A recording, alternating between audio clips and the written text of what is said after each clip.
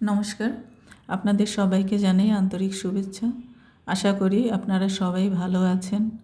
আজ আমি আপনাদের সাথে একটু অন্যরকম স্বাদের পুলি পিঠা রেসিপি শেয়ার করব।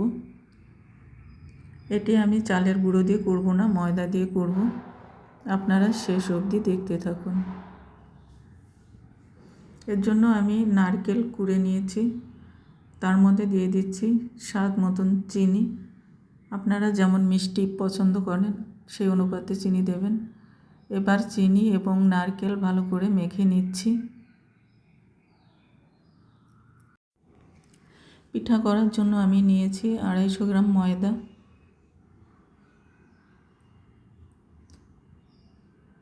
দিয়ে দিচ্ছি লবণ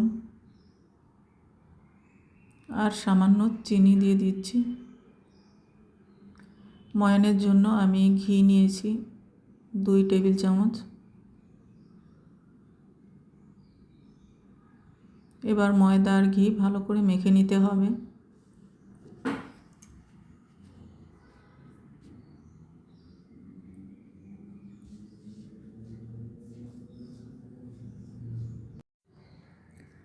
ময়দাটিকে এরকম মুঠ পাকালে যদি দলার মতন তৈরি হয়, তারপর আমি সদুষ্ণ গরম জল দিয়ে একটি ডো তৈরি করে নেব।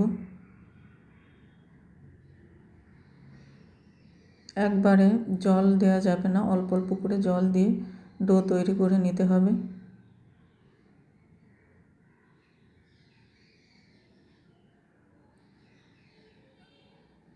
এবার আমি 10 মিনিটের মতো ঢাকা দিয়ে রেখে দেব।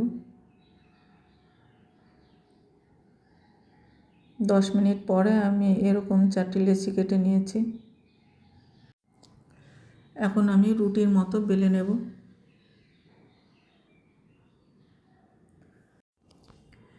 ময়দা দিয়ে রুটিটি বেলতে হবে।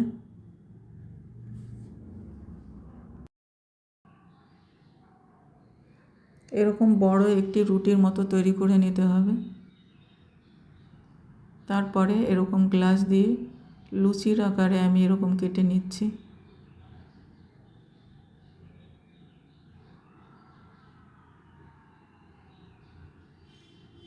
দেখুন এরকম করে কেটে নিচ্ছি।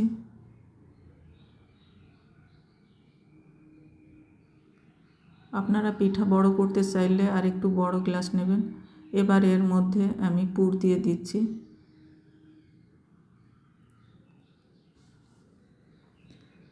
নারকেল আমি চিনি দিয়ে যে মেখে রেখেছিলাম সেটাই দিয়ে দিচ্ছি।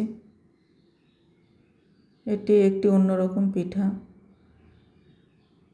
এটির জন্য নারকেল আর চিনি জাল দিয়ে নেওয়ার কোনো প্রয়োজন নেই, এভাবে বানালেই বেশি টেস্ট হয়।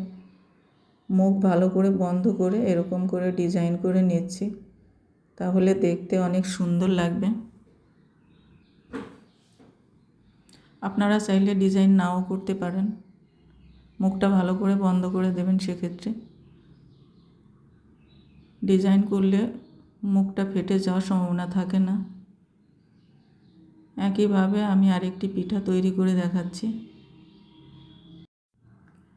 হাত যদি আঠা হয়ে যায় তাহলে একটু ময়দা লাগিয়ে নেবেন। আর ডিজাইন করা খুবই সহজ। দেখুন এভাবে একটু চাপ দিয়ে মুড়ে নিলেই ডিজাইন হয়ে যায়। তৈরি হয়ে গেছে আমার আরেকটি পুলি পিঠা।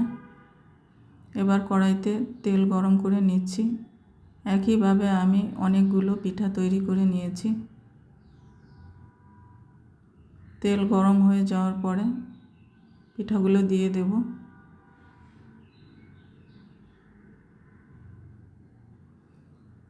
খুব বেশি পিঠা একসাথে ভাজবো না, আমি 4টি করে পিঠা ভাজবো একসাথে।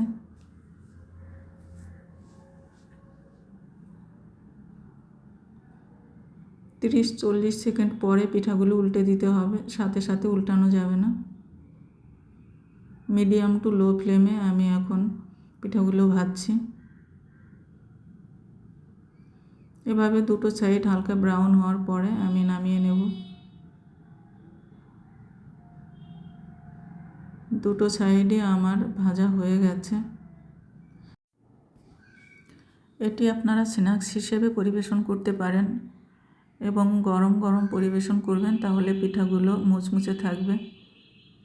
এটি ময়দা দিয়ে করেছি, চালের গুঁড়ো দিয়ে করিনি। ময়দা দিয়ে করলে খুব মুচমুচে হয়। তাই রেসিপিটি ভালো লাগলে আপনারা লাইক, কমেন্ট এবং শেয়ার করবেন। আর চ্যানেলটি সাবস্ক্রাইব না করলে সাবস্ক্রাইব করে পাশে থাকবেন প্লিজ। আজ এ পর্যন্ত। আপনারা ভালো থাকবেন, সুস্থ থাকবেন। আবার দেখা হবে নতুন কোনো রেসিপির সাথে। আপনাদের সবাইকে ধন্যবাদ।